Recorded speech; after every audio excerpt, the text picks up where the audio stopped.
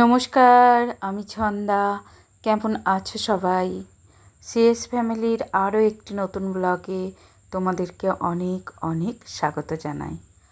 আজ হচ্ছে একটা খুব সুন্দর দিন। আজ পূর্ণ স্নানযাত্রা। তো আজকে আমার শাশুড়িমা ঠিক করেছেন যে আমাদের মদনমোহনকে একটু অভিষেক করাবেন। এই তো তার জন্য একটু দই আনা হয়েছে আর মিষ্টি আনা হয়েছে, আর সাথে আমি আজকে একটু ভোগ করে নিবেদন করব আর কি, ওই সামান্য আর কি আয়োজন করব, খিচুড়ি ভোগ একটু ভাজাভুজি। তো আজকের দিনটা খুবই ভালো। তো আমরা যাই যেখানে জগন্নাথ, বলরাম, সুভদ্রার স্নানযাত্রা হয় আর কি, সেই স্থানটায় যাই আমরা, ওখানেই প্রসাদ পেয়ে আসি আর কি। কিন্তু আজকে সকাল থেকেই মা বলছে একটু ভোগ করবে, তো মা তো একা পারবে না, সেখানে আমাকেই করতে হবে। তাই এসবগুলো মেনটেন করার পর অনেকটা বেলা হয়ে গেল, আর যাওয়া হয়নি। আর ঘরেই যেহেতু ভোগ বানিয়ে ফেলেছি, আর যাওয়ার প্রশ্নই ওঠে না। আর মায়েতে আমাদের দুজনে মিলে অভিষেকও করিয়েছি। তো এই তো অল্প একটু ভাজাভুজি করছি, একটু পটল ভাজা, একটু বেগুন ভাজা, একটু আলু ভাজা, আর একটু গোবিন্দভোগ চালের খিচুড়ি হবে। তো ভগবান যেখানেই থাকুক না কেন, বাইরে হোক, ঘরে হোক, মন্দিরে হোক, অন্তর থেকে তাকে ডাকলেই হলো। তার জন্য একটু কিছু করতে পারলেও মনটা কিন্তু অনেকটা খুশি হয়ে যায়, শান্তি হয়ে যায়।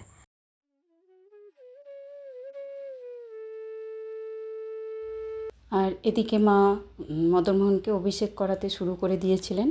তো রাধারানীর অভিষেক হয়ে গেছে, এবার কৃষ্ণজির অভিষেক হচ্ছে। তো মাকে আমি বললাম যে আজকে যেহেতু স্নানযাত্রা, তো আমি একটু স্নান করাবো।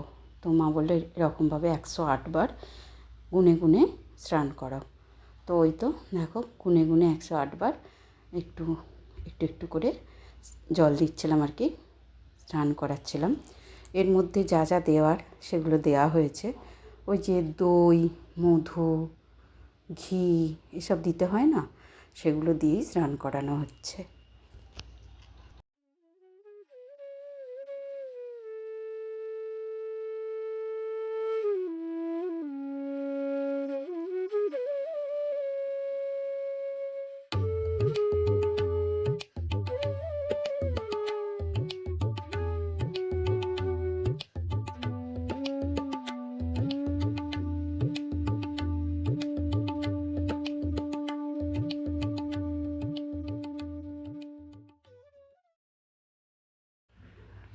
তো দেখতেই পেলে বন্ধুরা, এইভাবেই স্নান করালাম, আর মনটা সত্যি খুব ভালো আর কি, খুশি হয়ে গেল।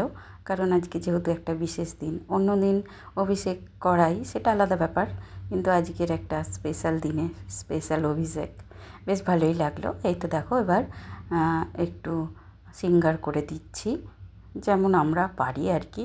অনেকে কত কিছু করে মদনমোহনের জন্য, মানে ভগবানের জন্য। আমাদের যেটুকু সাধ্যের মধ্যে থাকে, যেটুকু আমরা পারি, যেটুকু আমরা জানি, সেভাবেই করি। মানে ও ওরকম করছে বলে আমাকে ওরকমই করতে হবে, সেরকম কোনো ব্যাপার না আর কি। তো যাই হোক বন্ধুরা, ওদিকে ভগবানের অভিষেক করে কিছু জামা কাপড় ওয়াশিং মেশিনে কেচেছিলাম। তো ভাবলাম যেগুলো একটু ছাদে মেলে দিয়ে আসি, কিন্তু ছাদে এসে দেখি বেশ মেঘলা করেছে, আর একটু একটু ফোঁটা ফোঁটা বৃষ্টি ঝরছে। তো শাশুড়িমাকে জিজ্ঞাসা করলাম কি করব। তো যেহেতু মেশিনে আমি আধ শুকনো করে নিয়েছি, তো কিছু করার নেই, অগত্যা আমি আবার জামা কাপড়গুলোকে নিয়ে নিচে চলে গেলাম, কারণ আবার ভিজে গেলে আবার অসুবিধা হয়ে যাবে। তো বন্ধুরা কী করলাম বলো তো, জামা কাপড়গুলোকে নিয়ে নিচে চলে এলাম, এখন রেখে দিয়েছি। ভাবলাম আগে ভগবানের সেবাটা দিয়ে দিই, তারপরই আর কি জামা কাপড়গুলোকে মেলে দেবো।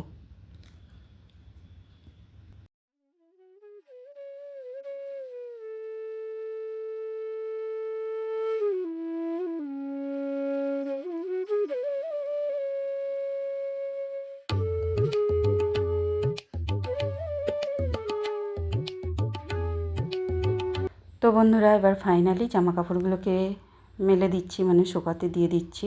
একটু অপেক্ষাও করেছিলাম যে আবার যদি ছাদে নিয়ে গিয়ে দেওয়া যায়, না দেখলাম ঠিক ওয়েদারটা সুবিধার নয়, ছমছম করে বৃষ্টি এসে গেলে এত শুকনো জামাগুলো আবার ভিজে যাবে, তার থেকে বরঞ্চ এখানেই দিয়ে দিই, কিছুক্ষণের মধ্যে শুকিয়ে যাবে।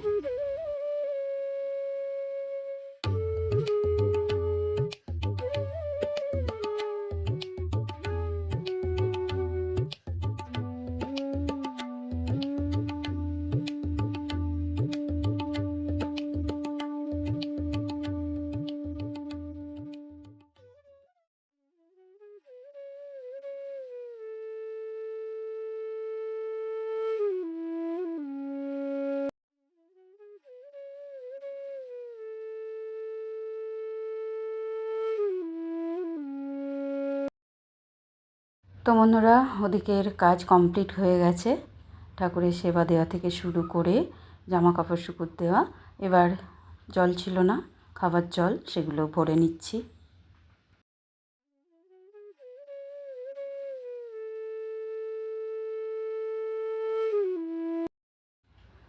তারপর বন্ধুরা, ঠাকুরের ওই যে ডিবে ডাব্বাগুলো ছিল না যে র্যাকটার উপর, সেটাকেও একটু ধুয়ে নিচ্ছি, কারণ বীভৎস ময়লা হয়ে গিয়েছিলো। আর নোংরা ময়লা জিনিসটা দেখতে একদমই ভালো লাগে না, বিশেষ করে ঠাকুরের ওখানে। এদিকে পরিষ্কার হয় কিন্তু ঠাকুরের ওখানটা হচ্ছে না, মনটা একদমই মানছিল না। তো ফাইনালি এই কাজটাও করে নিলাম।